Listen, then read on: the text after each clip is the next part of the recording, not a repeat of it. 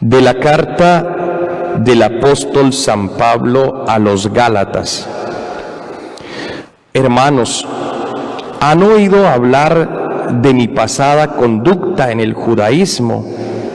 ¿Con qué saña perseguía yo a la iglesia de Dios y la asolaba?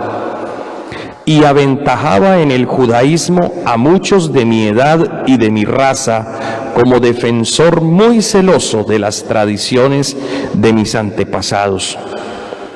Pero cuando aquel que me escogió desde el seno de mi madre y me llamó por su gracia, se dignó revelar a su Hijo en mí para que lo anunciara entre los gentiles, no consulté con hombres, ni subí a Jerusalén a ver a los apóstoles anteriores a mí, sino que enseguida me fui a Arabia y volví a Damasco. Después, pasados 3 años, subí a Jerusalén para conocer a Cefas y permanecí 15 días con él. De los otros apóstoles no vi a ninguno, sino a Santiago, el hermano del Señor. Dios es testigo de que no miento en lo que les escribo.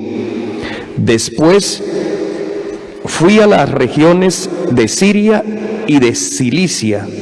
Personalmente yo era un desconocido para las iglesias de Cristo que hay en Judea. Solo habían oído decir que el que antes los perseguía anuncia ahora la fe que antes intentaba destruir, y glorificaban a Dios por mi causa. Palabra de Dios. Unámonos al Salmo 138 diciendo: Guíame, Señor, por el camino eterno. Señor, tú me sondeas y me conoces. Me conoces cuando me siento o me levanto. De lejos penetras mis pensamientos, distingues mi camino y mi descanso. Todas mis sendas te son familiares. Guíame, Señor, por el camino eterno. Tú has creado mis entrañas, me has tejido en el seno materno. Te doy gracias porque me has plasmado portentosamente, porque son admirables tus obras. Mi alma lo reconoce agradecida. No desconocías mis huesos, cuando en lo oculto me ibas formando y entretejiendo en lo profundo de la tierra.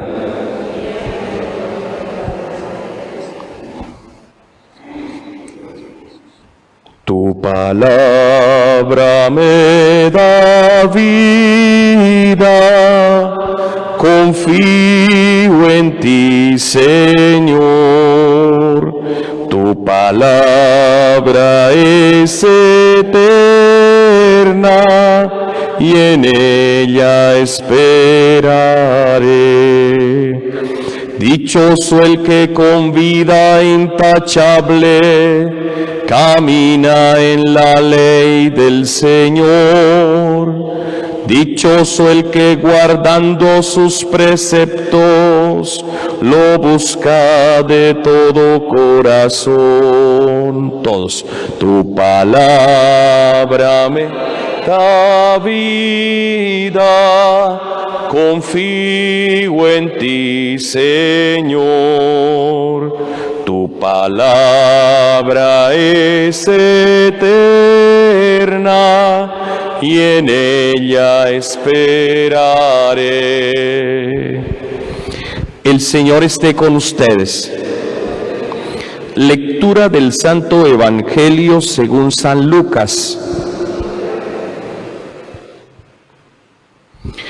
En aquel tiempo entró Jesús en una aldea y una mujer llamada Marta lo recibió en su casa. Esta tenía una hermana llamada María, que sentada junto a los pies de Jesús escuchaba sus palabras. Marta, en cambio, andaba muy afanada con los muchos servicios, hasta que acercándose dijo: Señor, ¿no te importa que mi hermana me haya dejado sola para servir? Dile que me eche una mano. Respondió Jesús y le dijo: Marta, Marta, andas inquieta y preocupada con muchas cosas, solo una es necesaria. María pues ha escogido la parte mejor y no le será quitada.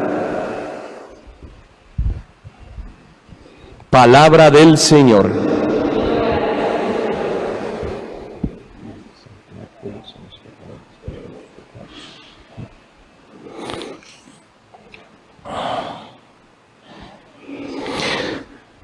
Sigamos con nuestra reflexión o meditación en la primera lectura tomada de la carta a los Gálatas.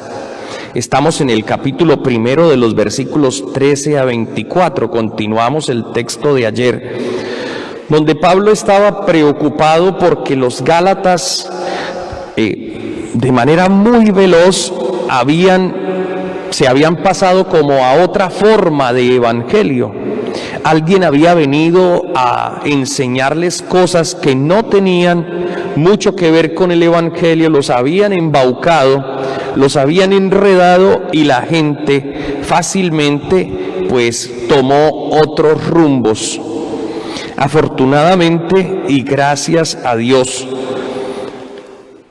Pablo y muchos cristianos que estaban bien puestos en el sitio, con la cabeza bien puesta, lograron aclarar muchas cosas y hacer que los cristianos recapacitaran y volvieran al verdadero evangelio de Cristo. Sin embargo, Pablo sigue mostrándole a los Gálatas que su evangelio no es un evangelio ficticio ni inventado, sino que su evangelio tiene no solo el apoyo de los apóstoles, sino sobre todo el apoyo de Dios. ¿Sí? Y por eso es que nos cuenta su historia y empieza diciendo que él era un judío, como decimos aquí en Colombia, de racamandaca, de esos muy verticales, muy impositivos, y él se había encargado al principio del inicio del cristianismo en perseguir a la iglesia de Dios, asolarla, perseguir a los cristianos, cogerlos presos, meterlos en la cárcel, incluso aprobar la muerte de muchos de ellos, como hizo con la muerte del diácono Esteban, el primer mártir, de hecho lo llaman el protomártir. Y él dice: con qué saña perseguía a la iglesia de Dios y la asolaba, y cómo aventajaba a muchos judíos de mi edad y de mi raza como defensor muy celoso de las tradiciones del judaísmo, las tradiciones de mis antepasados. Pero cuando aquel, y es ahí donde le da firmeza a su predicación, cuando aquel que me escogió desde el seno de mi madre y me llamó por su gracia, se dignó revelarme a su Hijo en mí para que lo anunciara entre los gentiles, no consulté a hombres ni subí a Jerusalén. ¿Qué significa eso? Al principio no fue donde los apóstoles. No subían a Jerusalén a ver a los apóstoles anteriores a mí, sino que enseguida me fui a Arabia y volví a Damasco. Es decir, inmediatamente se puso a predicar. Pablo era un hombre muy entendido, conocía perfectamente la ley y los profetas. Y Pablo, en ese conocer los profetas y la ley, descubrió que eso que él perseguía era el mismo Hijo de Dios. Por eso el encuentro tan fuerte que se nos cuenta en el libro de los Hechos de los Apóstoles, donde él en camino hacia Damasco, persiguiendo cristianos y llevando cartas para tomarlos presos, el Señor le sale al encuentro. Es una visión bastante fuerte. Pablo cae en la cuenta, dicen que Pablo cae y queda ciego por una luz resplandeciente que se encontró en el camino, y descubre, el Señor le habla y le dice: Pablo, ¿por qué me persigues? ¿Quién eres, Señor? Soy Jesús, a quien tú persigues.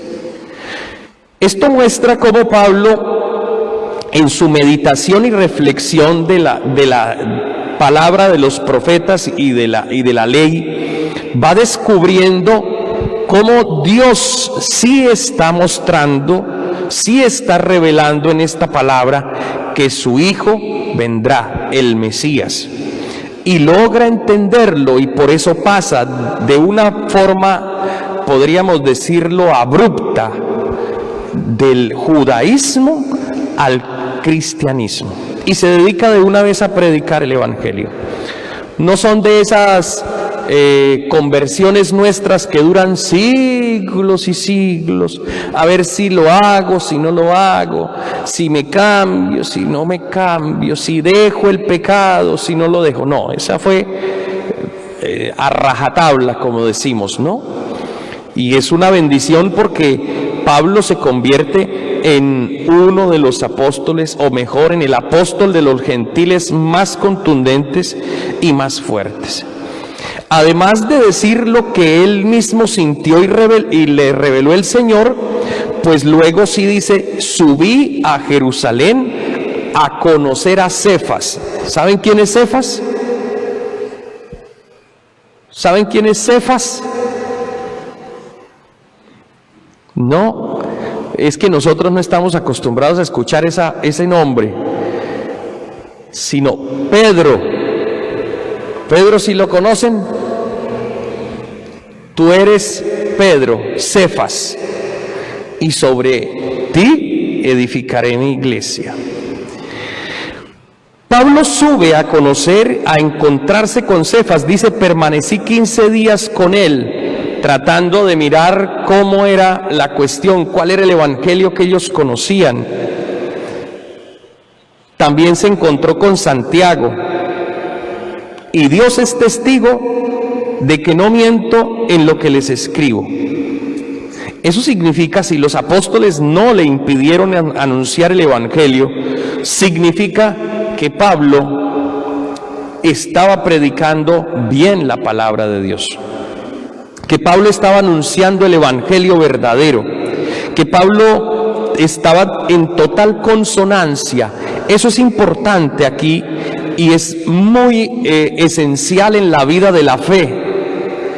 Eso nos enseña que yo no puedo desprenderme del tronco principal para irme a vivir la fe en otro lugar. ¿Sí? Es necesario ir a la fuente. Por eso nosotros en nuestro credo, el credo más largo, decimos que creemos en la iglesia que tiene 4 características. La última es apostólica.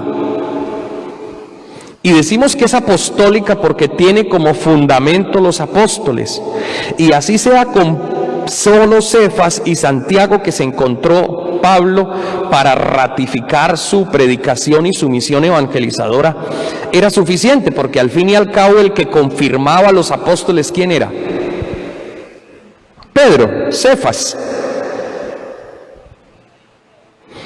Nosotros, cuando escuchemos algún otro tipo de evangelio, tenemos que ponernos a mirar con mucho cuidado. No es solamente dejarnos enredar de oídas con palabras muy bonitas, porque no es cuestión solo de palabras. La gente dice: ay, es que yo me fui para allá porque allá me gusta.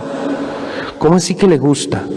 Sí, es que allá yo me siento bien. ¿Así? ¿Y usted no ha escuchado que muchas veces en los temas de la fe uno también se tiene que sentir mal? Y hay momentos en que no le gusta a uno.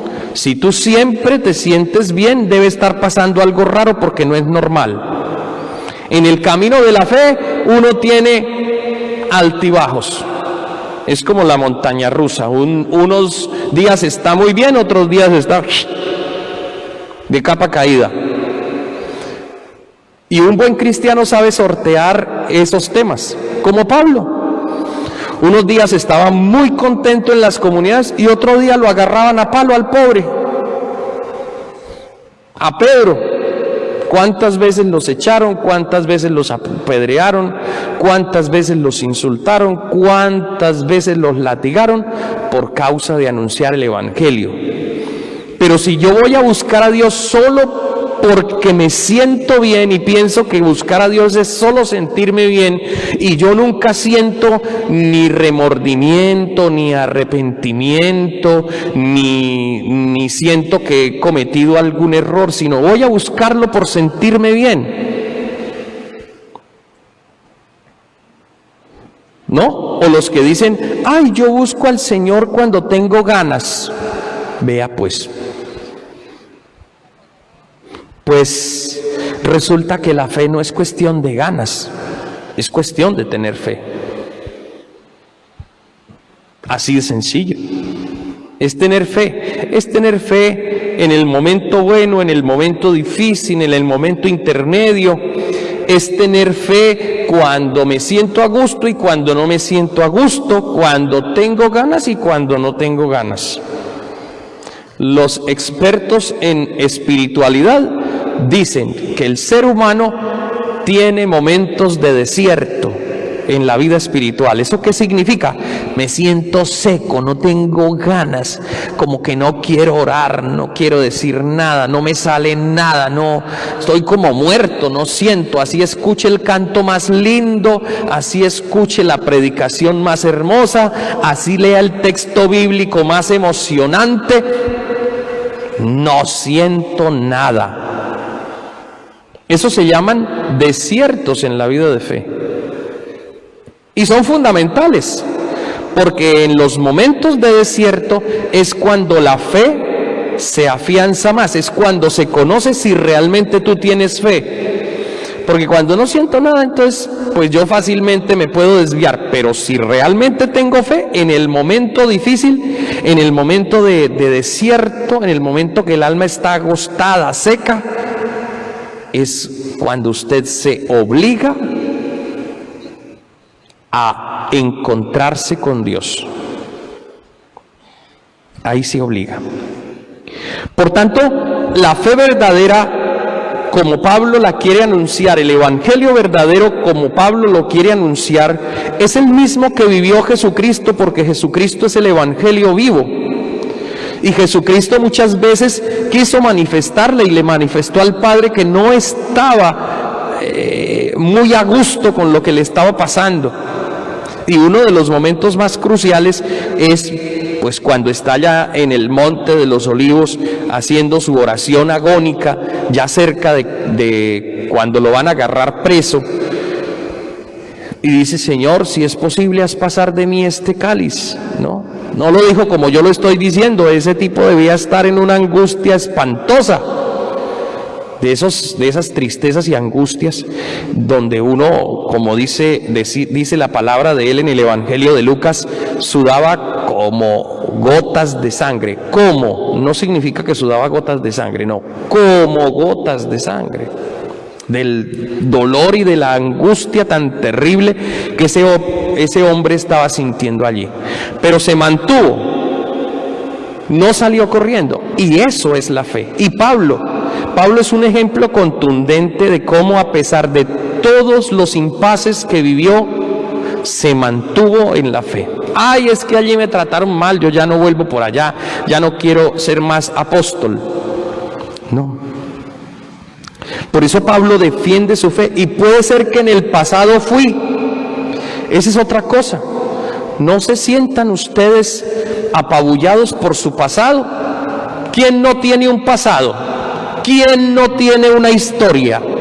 ¿Quién no ha metido la pata? Pues los únicos que no han metido la pata son los que de pronto desde muy niños, como esos santicos que vemos en la iglesia, como Santo Domingo, San Tarcisio, Santa Teresa de Lisieux, que desde muy jovencitos, ¿cierto? O los pastorcitos de la Virgen de Fátima, que incluso murieron muy jóvenes algunos, ¿no?